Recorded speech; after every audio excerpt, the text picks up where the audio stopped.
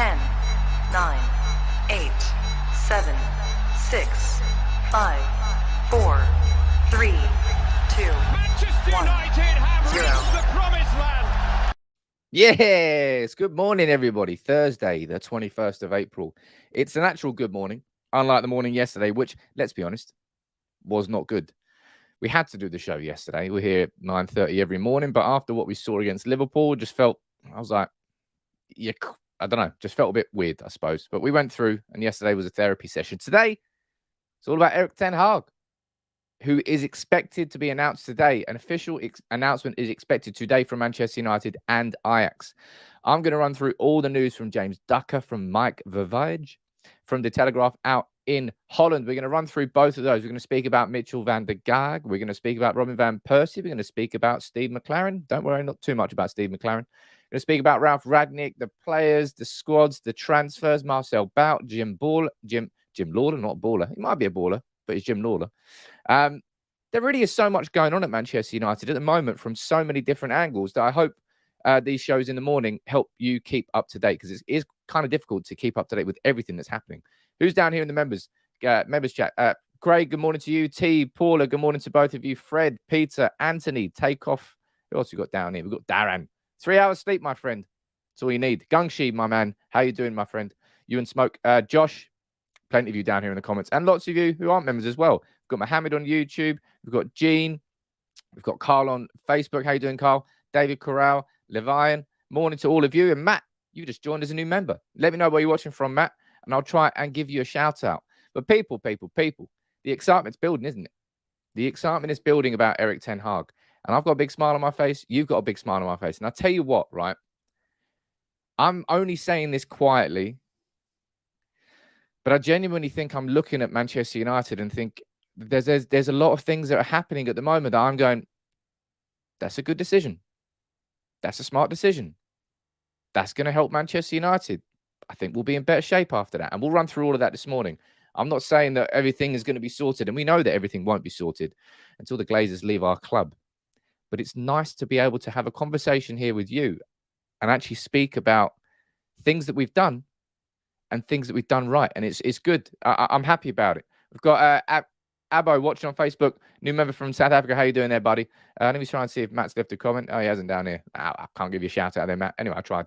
But look, yesterday, pictures emerged from Holland of Ten Hag walking into his agency's office, and it got tongues a wagging. People were like, oh, look, what's going on? Is it going to be done? Is it going to be done? Is it going to be done? And then James Ducker came with the 3D from the top rope last night. Said Ten Hag is expected to be announced as the new manager in the next 24 hours. And this was last night at 8 p.m. James Ducker from The Telegraph, somebody who I consider one of the most reliable sources when he speaks. It tends to happen. I put James Ducker in the same sort of sphere as maybe Ornstein's on his own little sphere up at the very top now. But James Ducker is extremely reliable. He says he said it's expected to be happened in the next 24 hours. Then let's hope that it will happen in the next 24 hours. There's a comment there that I want to read out because I'm very happy about it. Ricky is saying the camera does look sharper. Great improvement. Big up to Blackmagic. It's a new Blackmagic camera. It's really made a difference. And I tell you what, Ben, that's your loss, my friend. That is your loss. Toodle pip. But look, yeah, as I've always said, I am trying to improve the channel as we keep going. So all the members like Matt, who's just joined there. How you doing, Matt? All of the money you're putting into the channel, I'm trying to make it bigger and better. So big up to all of you. But thank you very much for the comment, and big up to Blackmagic, as I said. But let's run through this story from James Ducker on Ten Hag. And this is what he's saying down here. Ten Hag is expected to be announced as the new Manchester United manager in the next 24 hours. But the Ajax coach will not take formal charge until the end of the season. Now, we knew that already. Of course, Ajax is still in a title chase. If an announcement is delayed for any reason, I mean, let's be honest, we know what Manchester United do. They delay things. So fingers crossed it doesn't get delayed. And today really can be Erik Ten Hag Day, because I'm ready for it.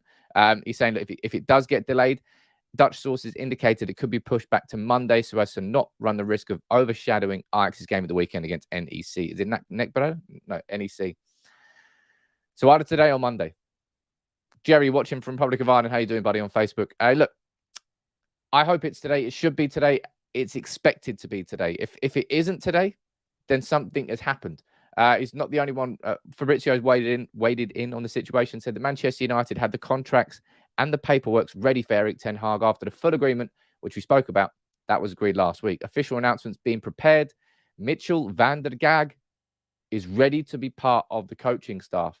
So we could very well be seeing this on the bench at Old Trafford next season.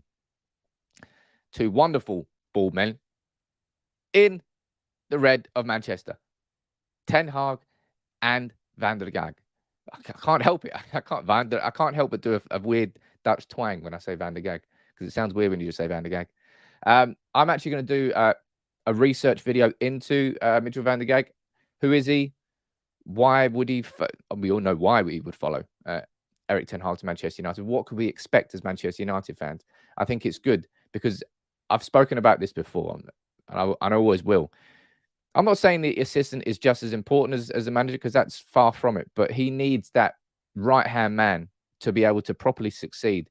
And especially with the style of play that he's going to bring to Manchester United, he's going to need generals to really reinforce his philosophy and his identity and his style. So Van der Gaag coming with him is extremely important. There's a couple of other snippets as well. This is from Mike Vivage out in the Telegraph in Holland. He's saying Erik Ten Hag has made an effort to bring a coach with a Manchester United background with him to Manchester United. This is also the case with Robin van Persie. United would still like to make an addition to the staff and will continue to talk with Ten Hag. Now, didn't actually put it up here, but Steve McLaren's not going to be part of that conversation. The initial talks happened between Ten Hag and McLaren, and maybe that was just a conversation saying, look, Steve, what can you tell me about the club? Obviously, Steve would have had glowing recommendations for Manchester United because he was there during the halcyon days. But Steve McLaren's not coming back to United. So anybody who was a bit worried about that, don't worry about that. All right? That's not going to be happening. But Van Persie, we've spoken about Van Persie in a bit of depth here on the channel. There's a couple of issues. Number one, his son Shaquille plays for the under-16s at Feyenoord, who he is coach of. So if he was to leave there, would he bring his family across to Manchester with him again? Obviously, he's had time in Manchester. I'm not sure whether his family came up with him. I imagine they did. But, you know, some players, it's a bit like Poch at PSG. His family still lives back in London, I think, and he lives in a hotel. That's something to be considered, but also his work permit, because he hasn't been at an elite level, well, it's considered an elite level coach for long enough. Van Persie wouldn't automatically get like the exemption to get a work permit in the UK. So that might be an issue. But yeah, Mike Vivage there, he's saying that Ten Hag wants a coach at Manchester United with him that has the background at United. Now, whether that's Jaap Stam, we'll spoke. At this point, it's all assumption, and it's a bit of speculation around who that coach could be. You could speak about Van Persie. You can speak about Van Nistelrooy before he went, of course, to PSV for next season. You can speak about Jaap Stam, who's actually ready and available and has said, I'll definitely take the job. So we'll find out who that could be in maybe the week. Let's get the announcement out of the way. Let's get Ten Hag tick. Hopefully done today. Let's get Van der Gaag tick. Both. Good. We've got the manager and the assistant in. And then let's bag that coach. Mate, Meet, how you doing, buddy? Nice to see you there rejoining. I remember seeing your name before. Peter, you'd like it to be Van Persie. I think a lot of people would like it to be Van Persie. We've already had this sort of debate. No debate. We've had this conversation in the comments. Lots of you want Van Persie, but lots of you do want Stam as well. And given the lack of discipline that we've got in this squad, I think there's going to be a lot more calls for someone like Jaap Stam to come back in. And genuinely, I would love it. Sound like Kevin Keane, of course. I'd love to have Jaap Stam back at the club. Was dead sad when he left the club. Was one of those ones that was like, Fergie, man, can you not just sort it out? Please, just sort it out. He was legitimately one of the best centre-backs in the world when he left. I think he joined Lazio. I'd love to have him back at the club. Absolute. Who would win in a fight between Stam and Vidic? Type in who you think in the comments. Be a good fight. Chris, you're watching. It's your birthday. How you doing, buddy? Give you a little birthday shout out. Matt Ryan, Roy Keane as assistant. Roy Keane will not be coming back to Manchester United until Fergie is no longer in the background. I just don't really think we'll see him back here. Let me go down here. See you in the comments. Get Rooney in. Stam, obviously. Take off your back in Stam to win that fight. Chris, you're back in Stam as well. Oh no, but maybe you're just backing him to actually be be the good coach rather than him backing him in a fight. Josh, you're not sure there. Draw blood everywhere. Mate, it would probably just end up being 12 rounds, 2 men just still standing there, just bloodied and bruised, refusing to give up, and it's going to have to be called as a draw. Probably right. Anyway, I would not like to see that fight. I probably think Stan might win it though, but sorry, just in case Nemanja is watching. And Nemanja, by the way, he has been, I'm not sure if you saw that interview that he did with Athletic and Andy Mitten out in Serbia. He's got all of his coaching badges. He's been quietly in the background doing, I think he's now doing a conversion master's degree with UEFA, I think, Nemanja Vidic. Keep an eye on Nemanja Vidic in the next few years. I think quietly behind in the background, he's really working on gaining the sort of qualifications that can take him up a level. Going back to talking about Mitchell van der Gaag, he said in England, van der Gaag is seen as a coach with many qualities, partly because he speaks several languages fluently and has received training as a coach in Portugal. That's going to be interesting. I mean, yeah, it's cool. It's just a little bit of information about it. Not much more to say there. JJ watching from Hahn in Germany. I might be going to Germany this summer. Little spoiler alert. Yeah, I might be going there for a week. Ideally, around what I want to try and do is go to the Austrian Grand Prix, do a little road trip around from Munich, go in a loop. So maybe there's any German subscribers can come and visit you. Why not? By the way, yeah, that's I think that's something I spoke about before. I had this idea in my head of doing like a United People's TV on tour, and I still might do that.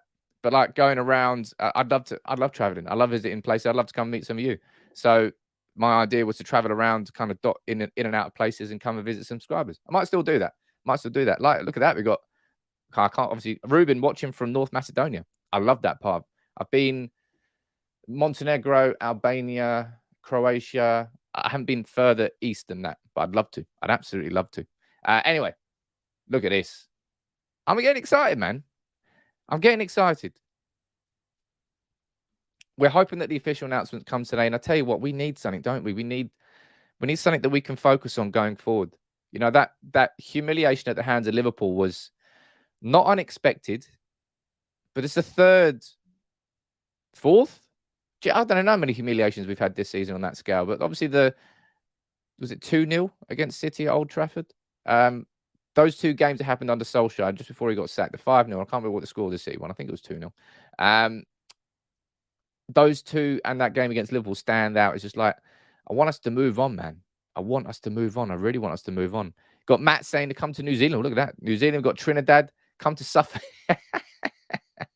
Oh, baby. Oh, baby. Visit Orid. Oh, there you go. There you go. Denmark, India. Look at that. Sam, have you read about the unclear Fletcher roles? I'm going to be getting onto Fletcher next. But there is a far more important conversation that we need to have. Geez, let's tell you what, this is an action-packed show. I'll tell you that. Make sure you drop a like on the video. Make sure you subscribe if you're new as well. And welcome to United People's TV. As I said, I do try and make this as interactive as possible. And I do think I do. All right, I do think I do. But look, I've spoken to you at great depth, and I've reiterated the point, right?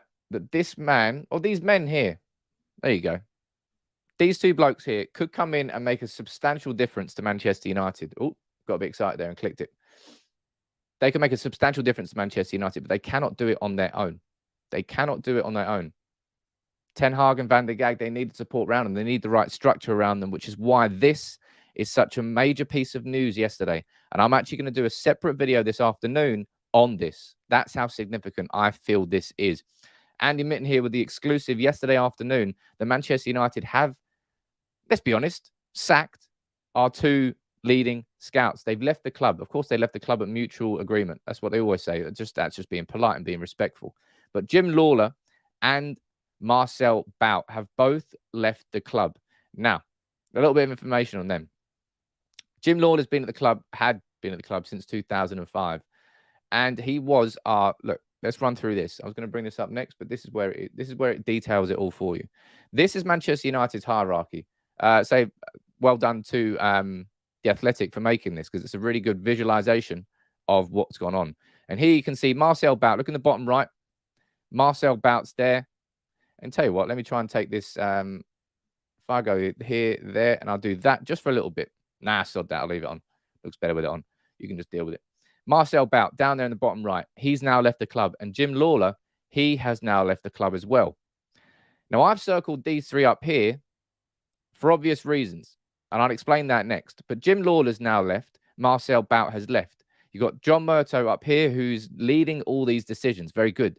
Ralf Rangnick, we know, is going to move over here in some capacity. We don't know where on the tree he's going to be, but probably, I imagine, alongside, imagine like Ralf Rangnick will go into that position there.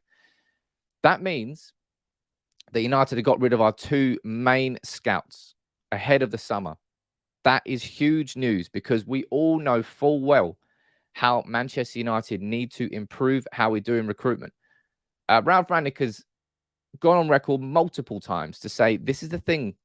This is the thing you're getting wrong. This is the thing you've got wrong on such a magnificent scale that you've managed to spend $1 billion plus and you're still shit.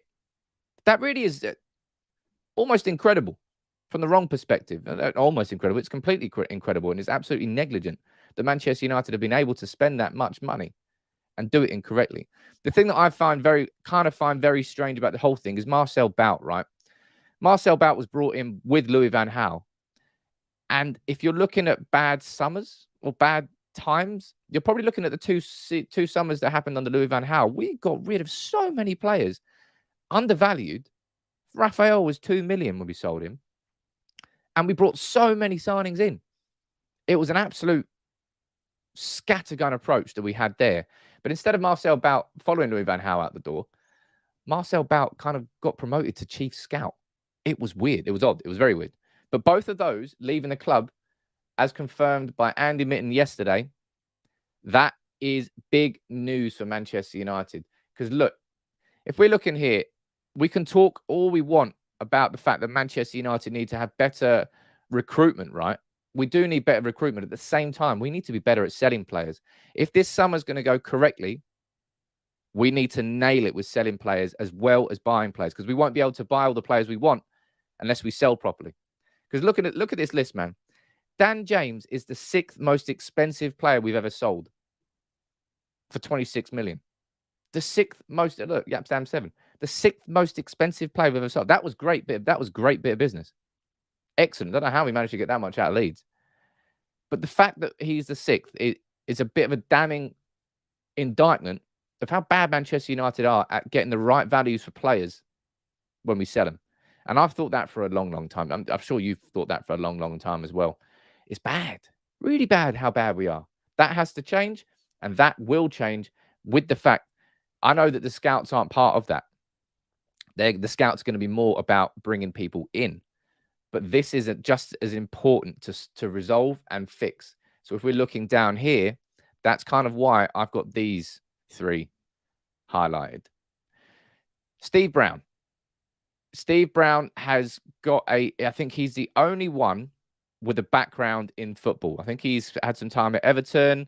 He's kind of worked his way through. So Steve Brown, out of those three, is the only one that has experience in football. Matt Judge and Alan Dawson, Director of Football Negotiations and Head of Football Operations, both of them have got a sort of accountancy background, a corporate background. They come from the business side and they're dipping their toes into the football side. In my opinion, both of those two need to be replaced, restructured. I would rather Matt Judge followed Ed Woodward out the door. Of course, Matt Judge was Ed Woodward's crony. I'd like both of them to leave. Look, if I'm being dreamy here, maybe I'm being too cutthroat and it's very easy from the outside looking in, but those three, goodbye. Paul Mitchell. Why can't we bring Paul Mitchell in to do all that? Oh, that's what I wanted. You know full well what I think about Paul Mitchell. You know full well how much of an impact I think he could have at the club. Paul Mitchell's got such a track record at Southampton, Spurs, RB Leipzig with Rangnick, of course, and now he's a sporting director at Monaco. He's had a hell of a lot of footballing experience in multiple different clubs and the Premier League, if you really think that he needs Premier League experience. But Manchester United and John Murtough making those, that there is probably, that should really excite. I know it's boring, but that should really excite you. That is Manchester United actually genuinely changing the football structure of our club. And if, as I say, these two are to succeed, then football restructuring to Manchester United behind the scenes simply has to happen. If it doesn't happen, they will fail, they will be sacked, and will be stuck in the same cycle. Right? But we're changing. All right. It's not the be all and end all. It's not, we need more than that. Let's not get too greedy. Let's just be excited about this, the fact that this has happened so far. As I said, I've run through the hierarchy there, and there's still more changes. I will do, as I said, I'm going to do a separate video today in terms of how I want this to be structured. But hey, look, Ralf Rangnick's making differences, man. And John Murtough, I know that people like to, it's kind of fashionable to say John Murtough's just shit at his job. Look at him, he's not the best in class, because we don't know what's going on behind the scenes.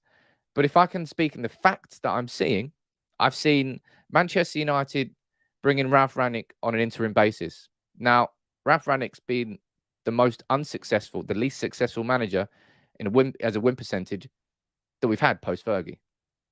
But in my opinion, he wasn't brought in for that premise first and foremost. It was just get through this, just take us to the end of the season, see how good you can get these players playing, and then you go into the consultancy role. In my opinion, Rangnick was the smartest and best choice, and I still stand by that for the fact that he was correct. Smart decision. Erik Ten Hag is going to be our manager. That could have been Mauricio Pochettino. Would have been an easier choice, a less risky choice, but for some anyway. But in my opinion, both of those decisions were correct, smart, and also not the easiest decision to make. You could have gone elsewhere. Both of those happened under John Murtough. And now we're seeing the fact that Jim Lawlor and Marcel Bout have they've been sacked by the club. They might have been left by mutual consent, everything you want to call it. They got sacked. That's two huge changes to our scouting department, which has been terrible. We haven't been good at scout. Amad Diallo was one that I was like, okay, that's a different sort of signing for Manchester United. Spending 30+ million overall on an 18-year-old player who's played 90 minutes for Atalanta's first team in Serie A. United scouts might have identified something there. We're yet to see that, but I'm also excited at the idea that Ten Hag comes in and goes, wow, who's this Amad Diallo kid? Bring him in. Bit like Facundo Pellistri. That's two exciting young players that we've brought in that are yet to really get their opportunities. Ten Hag might well turn both of those players into great wingers for United. Who knows? Let's hope so. But our scouting has to significantly improve. Boom. That's why both of our scouts have been removed. Manchester United have to get significantly better at selling players for the right price, for the market value that they are worth. Hopefully that happens this summer. Anthony Martial is going to be the example of that. Let me know in the comments, how much do you genuinely think is a fair price for Anthony Martial in the current market? Obviously, we paid 50 million for him. That was as an 18-year-old. Geez, how long ago was that? 6 years? Fuck. It's been that long. My God. But how much do you think we should be getting for Anthony Martial? Because that's going to be a marker as to how good United do. I don't think Martial is going to be here next year. I might be wrong. But I think we should be cashing in on Martial and reinvesting that money elsewhere inside this squad. Let's go down here. Matt's feeling very generous down here. Three quid. No, 3 quid. But Sporting Future, you're saying 35. Ian, you're saying 30, 35, 30, 35. Oh, watching from Democratic Republic of Congo. I see you there. 35 or less, 30, 40. No, pedestrian, they weren't cheap. They weren't cheap at all. Amad was very expensive, but it was a different type of signing, wasn't it? Rather than the glamorous top name, it's like, who's this kid we signed? We must have signed him for a reason. Lots of you in the comments. I think you're all saying in the region of 25 to 30 million. I personally think 20 to 25 is probably what we could command for him. He's at that age. He's got resale value. He might have been 50 million when we signed him, but we signed him as a teenager. We signed him as an 18-year-old. So he's still got years ahead of him. I think 25 to I think 20 between 20 and 30 is a very fair price to pay for Martial. I can see lots of you in the comments, and not lots of you, but some of you in the comments are like, why don't sell Martial? Keep him at the club. I personally am done with Martial in the same way I'm done with Pogba. Oh, I could get Pogba to sign a new deal. I sod that, man. That's in the past. I want Ten Hag to have the cleanest of slates. That means no Martial for me. We can move on. We'll replace Martial. and we won't bat an eyelid. Pogba, we won't bat an eyelid. In fact, I think we'll upgrade. And the same conversation, I think, for a lot of players. Q, what are you saying here, friend? He's saying season is a write-off. Play the kids. Bench anyone leaving. Make amends with Marcel, Elanga, and Ronaldo. I disagree. I don't want Marcel back at the club. Move on. But look, I've just named two, Amad Diallo and Facundo Pellistri. I'm not saying that they're going to replace goals from Marcel, but geez, that guy's scored what? 1 goal? 2 goals before he left this season? He just lost himself, completely lost himself. And look, he could be good. He could come back, but I don't want these could questions anymore. I'd rather have clean slates. I'd rather see how Facundo Pellistri can come through and Amad Diallo can come through. And I'd rather sell Marcel for 25 million, 30 million and reinvest that money in someone like Christopher Nkunku. It's what I would rather do. Simple as that. But look, it might not happen. He might stay. I'm not going to begrudge it. It's just I would rather it didn't happen. Just my personal choice. But yeah, I think this I found quite interesting as well. Now, we brought Manchester United brought Dominic Jordan into the club a while ago. Yeah, there you go, last year. But he only actually started in March this year. Now, that's an interesting one because if you're looking at the way that football's gone forward, Brentford's an excellent example of Moneyball. Moneyball is that film with Brad Pitt, if you've not seen it. It's this baseball team out in America where the coach, he came up with this new mathematical, if I remember, this mathematical approach to signing players and looking at the data and letting the data drive the signings rather than emotions or look how good that person is. And they went on to be massively successful. I think there's Midtjylland who did it out in Is it Denmark? I don't know. I'm not talking about him. Midtjylland. Well, that's where Marcel made his debut. Fun fact. Look at that for a little niche. Not Marcel. That's where Rashford made his debut because Marcel was injured. Oh, got it in the end. Anyway, Dominic Jordan joined the club last year in data science. That might mean that Manchester United, and if we're looking at how we need to modernize our club and take us forward, that's a big thing. I would say the only player I know that we signed when I know the data was heavily involved was Fred, because I don't really think Mourinho wanted Fred, but the data didn't prove it for a while, but the data said no, he would be a fantastic signing for United. You've got to sign him in. But it'll be interesting to see what United do now. So we've sacked both of our chief scouts, and we've brought in, and that was last year, a new director of data science. It should mean that Manchester United's methodology for signing new players is completely transformed. It's away from the old heads. We're taking the power away from Jim Lawlor and Marcel Bout on what hasn't worked before, because it hasn't worked. And we've got people like, as I said, people want to say that John Murtough is bad for United. Since John Murtough has come in, I've seen a lot of good decisions being made by the club. That's all I'll say. Nick, you're saying Ten Hag's a big fan of data indeed. Well, Ten Hag will have a big fan. Dominic Jordan. They push Rashford over Marcel. Make amends. Rashford is somebody, I was having a chat with a couple of mates yesterday. I'll ask you in the comments, right? There's 3 players. Which of these 3 players would you back the most to return to form under Erik Ten Hag? Marcus Rashford, Harry Maguire, or Luke Shaw? If you had to choose one of them, which one of those players do you think would have the biggest chance of returning to form under Erik Ten Hag? I'll be interested to see what you say in the comments. A super chat here flying in from Sean. What are you saying, Sean? Saying these players turned on Ralf because they were baby for 3 years with the old staff. They 100% hate playing for him, and I'm all here for it. Massive clear out needed indeed, sir.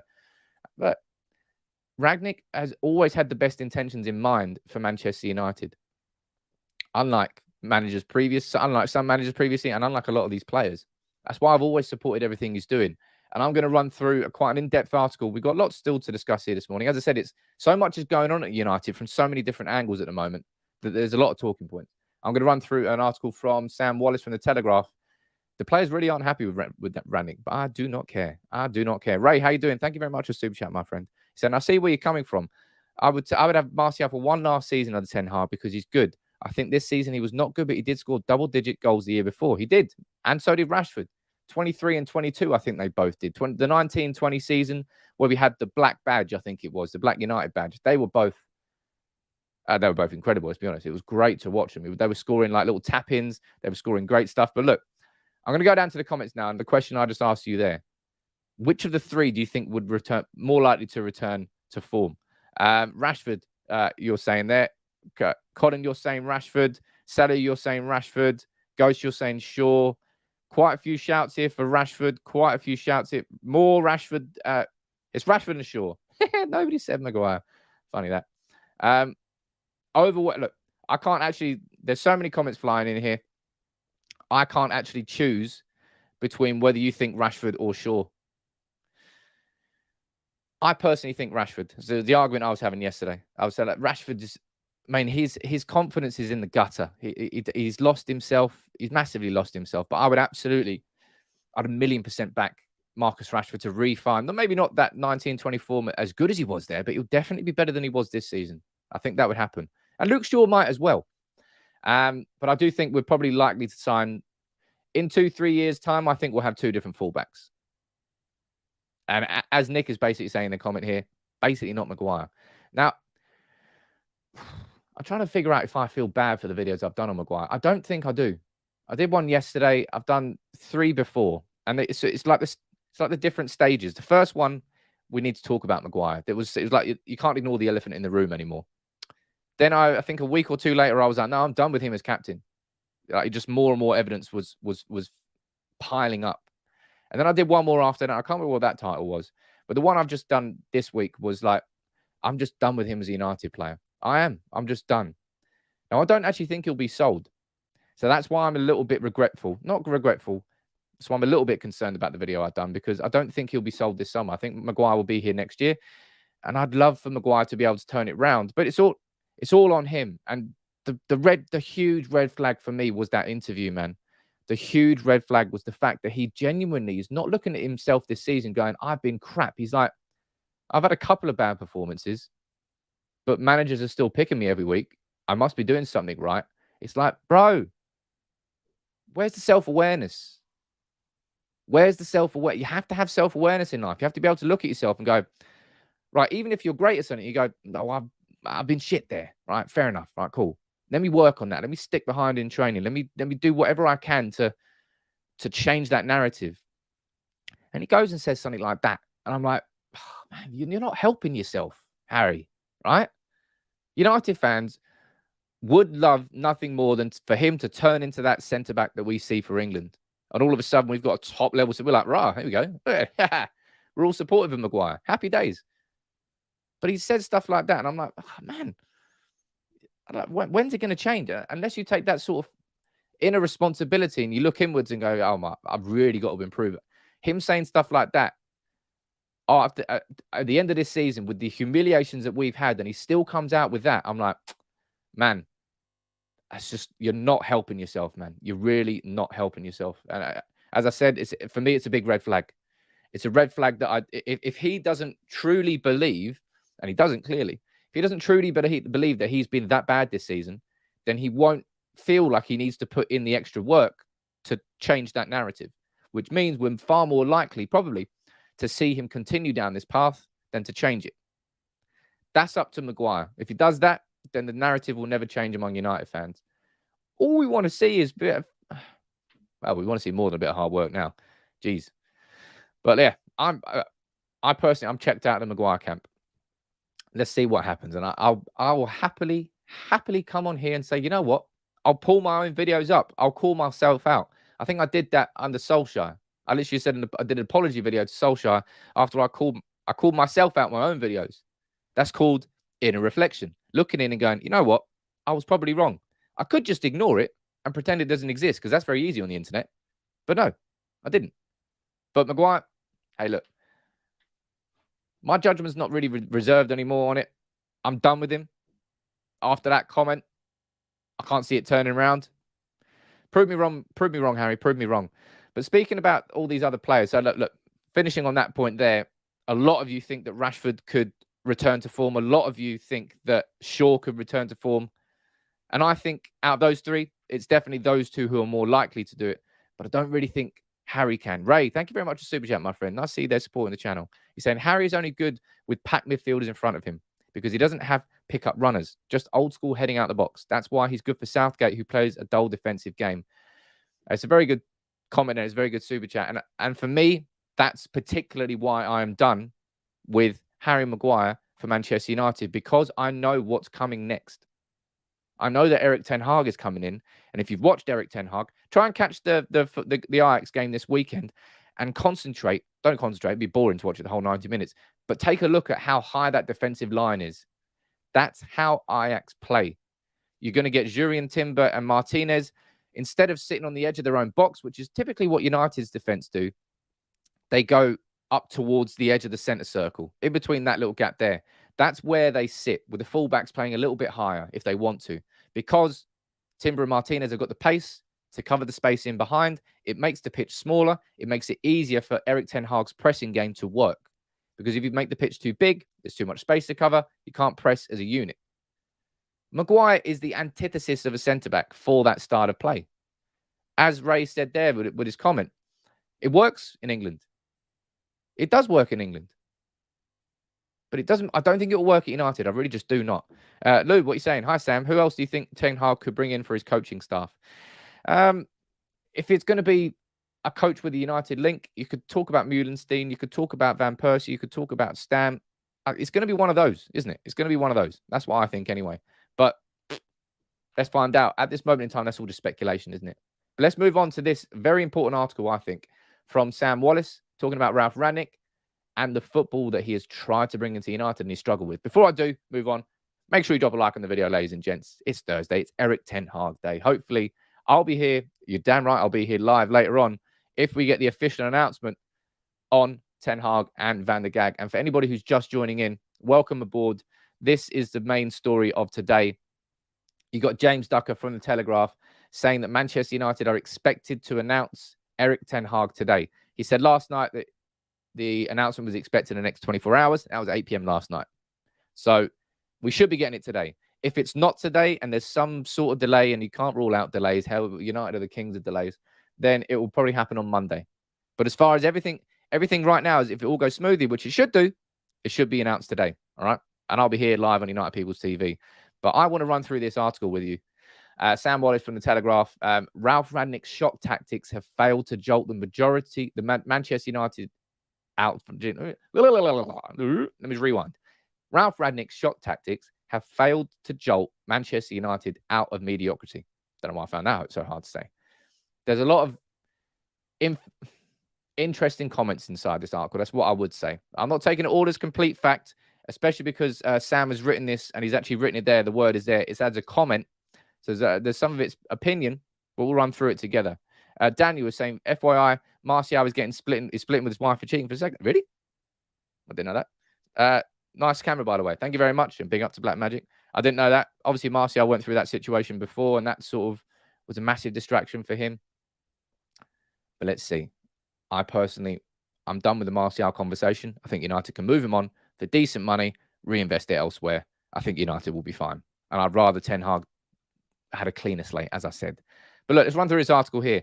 Rangnick's shot tactics have failed to jolt United out of mediocrity. After once thinking he may want the full-time job. By the way, look at this. Telegraph, you need sub-editors. Look at that. Stupid mistake. Rangnick may have realised that any coach sent into United was destined to fail. There's a couple of just little notes that I made here. So Ralf Rangnick was seeking a change of team shape after conceding 2 against Norwich, which is why he went to a back 3. And it's exactly what I said with that starting 11. I said, there's absolutely no way that Rangnick's done that apart from to try and shore up this United defence. If you're conceding 2 against Norwich, bottom of the league, at home, then what the hell are you going to do away at Liverpool? The way to try and shore that up was to bring a back 3 in. It obviously didn't work, right? It didn't work. And the first goal, you know what happened there with Harry Maguire stepping up, leaving space in behind, exploited goal, boom. Diogo Dalot was running forward, left space in behind. Maguire, as I covered in the video yesterday, should have covered that space. Should have been aware. Look around. Right, Dalot's run forward. I'll hold my run back. But he didn't. He's like, just running after the ball. Left a huge space behind. Liverpool exploited 1-0 after 4 minutes. I don't particularly blame him for trying that. That was his way of trying to dam the waterfall, basically. Dam the waterfall? I don't think that makes any sense. But you know what I mean? Trying to stop the flow. But it didn't work. It didn't work at all. And if you look down here, as I said, this is the win percentage of all managers post-Fergie. And you can see that by some margin, Ralf Rangnick's at the bottom. 41.67%. Van Gaal there. Moyes is third. Who knew? Probably because he got sacked so quick. It's bad. It is bad, right? And I'm under no illusion that the football's been bad because the football has been poor. But there's far more to this story, in my opinion, than just looking at a manager and going, he's just bad. Yeah, I found this, but I put a smile when I read this bit.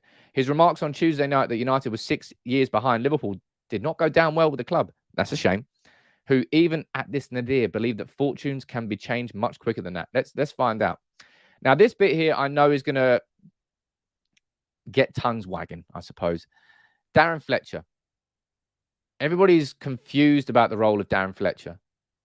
Let's see what it says here. It said it's been awkward. It has been an awkward reality that Fletcher has kept his matchday position on the bench given to him by Solskjaer, while also participating in the meetings to decide the man who will take the job from Rangnick. Now, I've said that all along. It's just a bit weird having a technical director being very vocal on the bench, whilst at the same time sitting alongside John Murtough to decide who our next manager is. They're two very kind of different positions. It is not uncommon in German football for the sporting director to sit with the manager and his staff, but Rangnick has taken issue with Fletcher shouting instructions during games and asked him to stop doing so. It has surprised Rangnick that Fletcher has also occasionally opted to participate in training when the first team group has been a player short. You can't take the footballer out the footballer, right? Football out the footballer. But the Fletcher position has always been a confusion for United fans. And it still remains a confusion. It was Ralf Rangnick himself that went on record. I remember it. A few months ago, he was like, honestly, I don't know what Darren Fletcher's job is. And if the manager didn't know what Darren Fletcher's job is, does Darren Fletcher know what his job is? He's there joining in training. He's shouting instructions on the bench. He's sitting alongside John Murtough.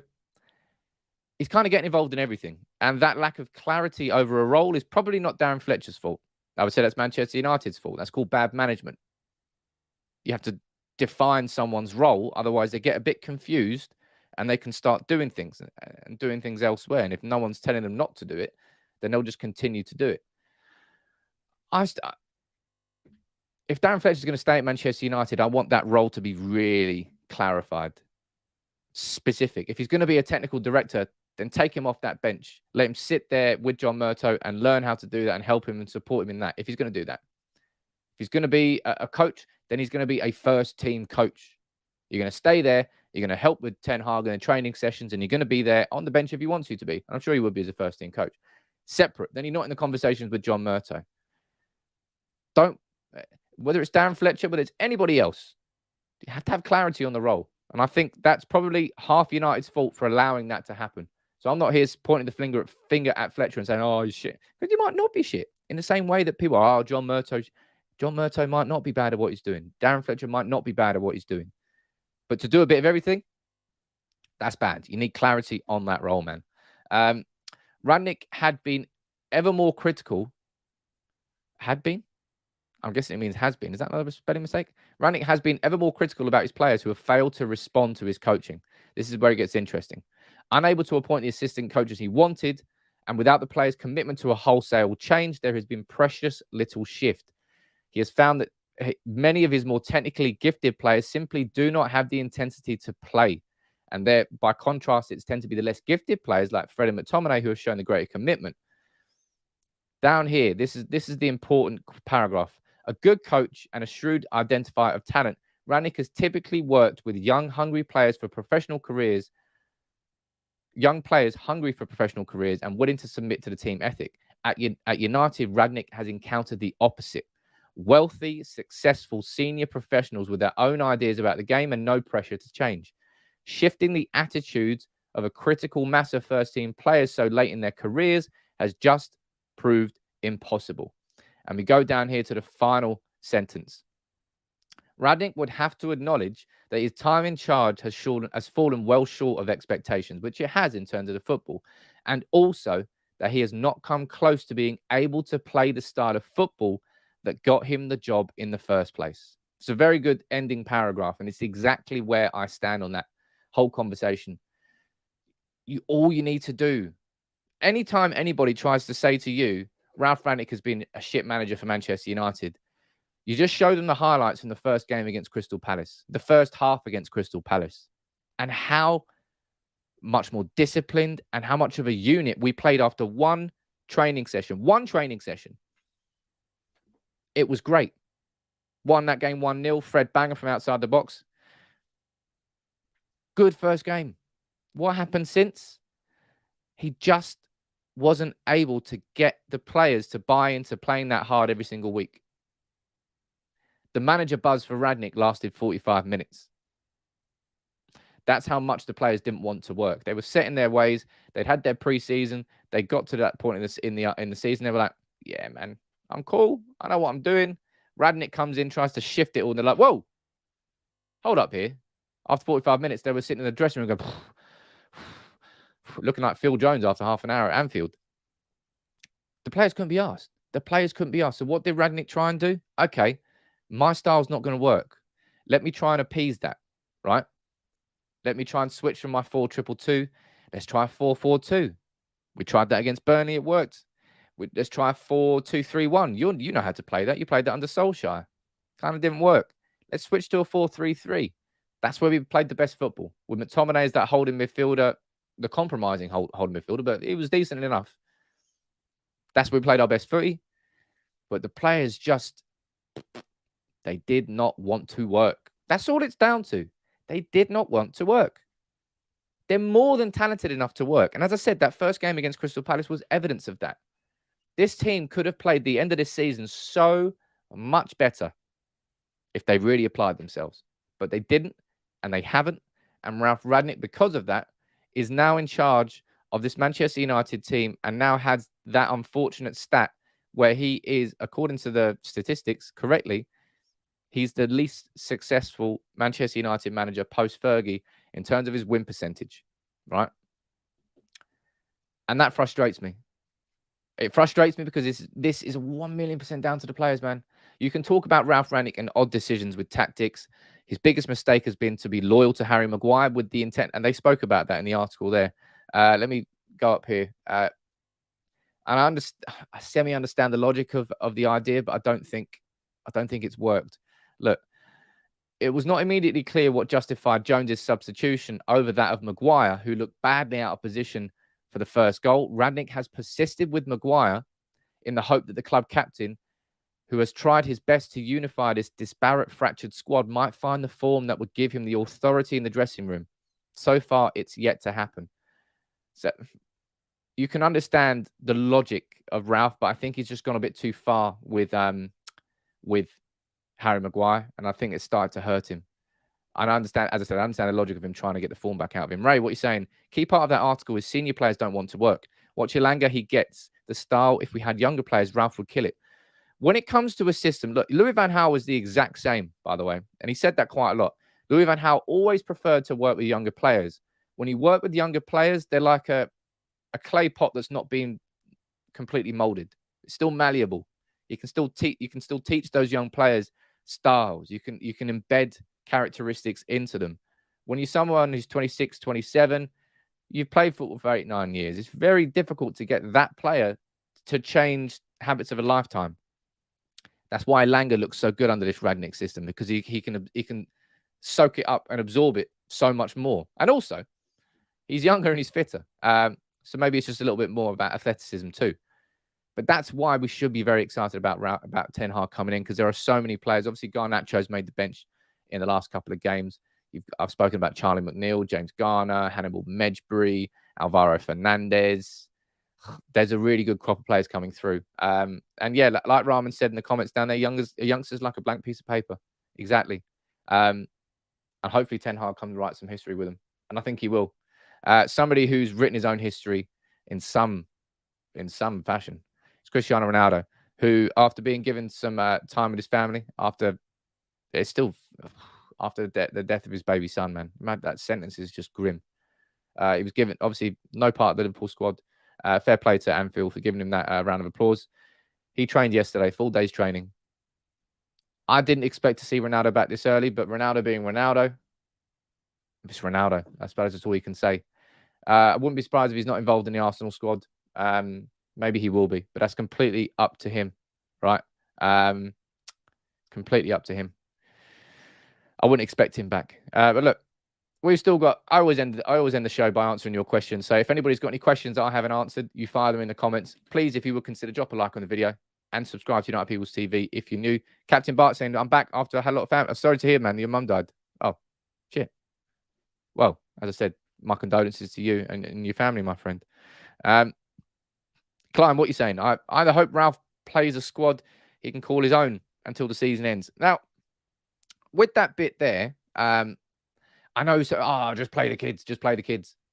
It's not as easy as just playing the kids, in my opinion, because you can't put them into a hostile atmosphere. That's kind of my feeling on that.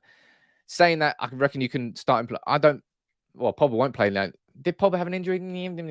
Pogba went off injured against Liverpool. He won't play now for the end of the season. Cool. Hannibal. Get Hannibal in there. I don't want to see Mata coming on. He's leaving. I don't want to see Lingard coming on. He's leaving. Matic, he's leaving. Pogba's already left. Play Hannibal. But then in other positions, I wouldn't just say throw Alvaro Fernandes in a left back. Don't just start with loads of youngsters. But I definitely want to see Hannibal get some chances. Matt, how do you think Carrick would have done as a manager if he didn't leave after those last few games? Would we be in a better position?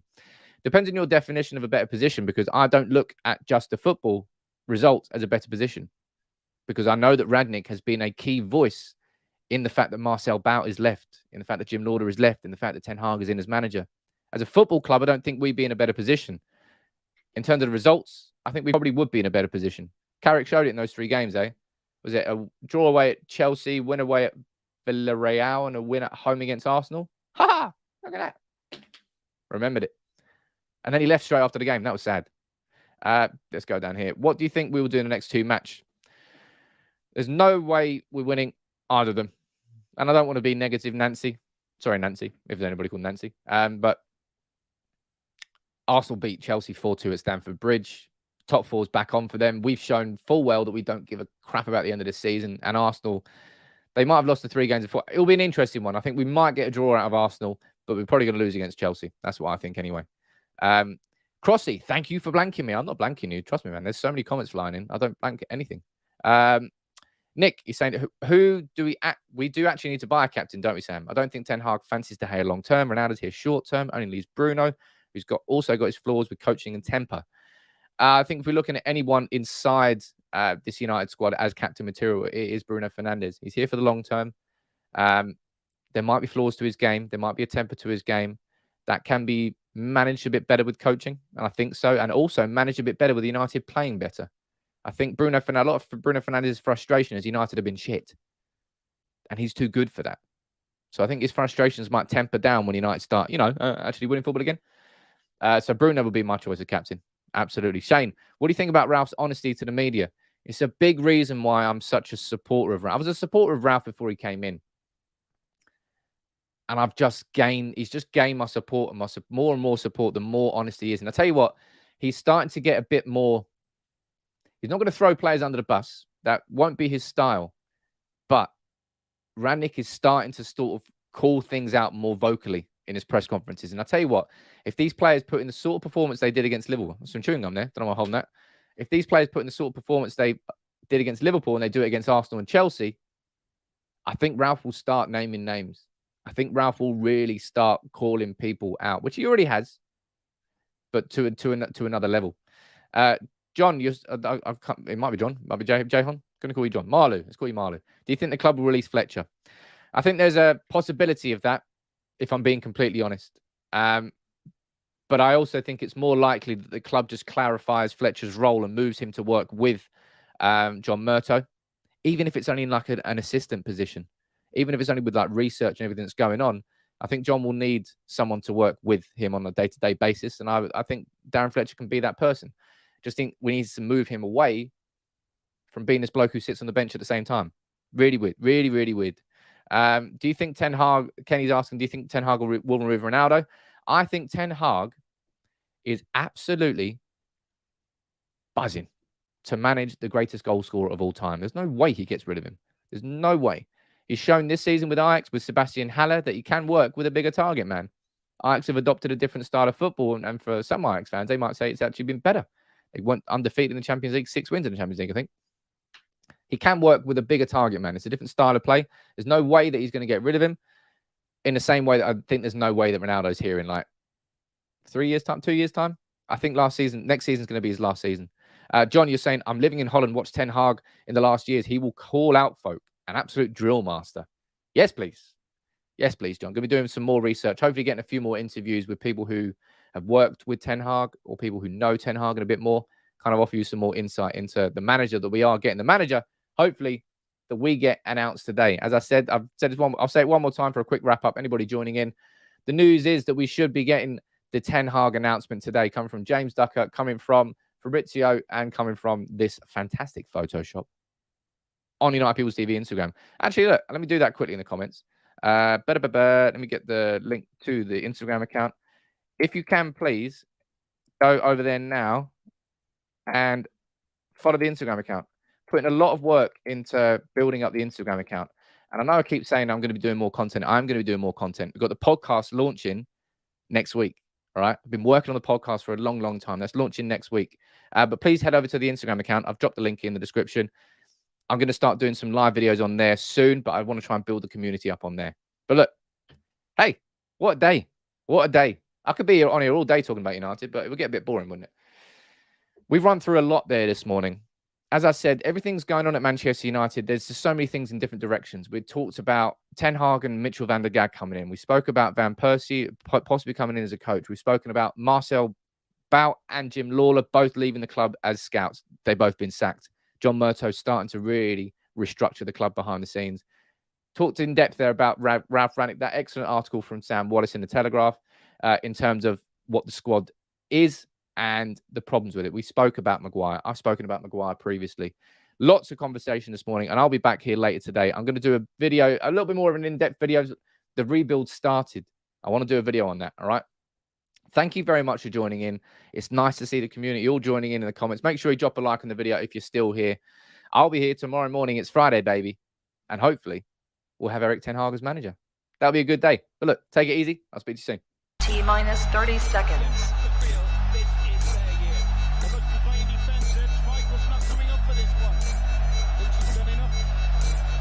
T-minus 20 seconds.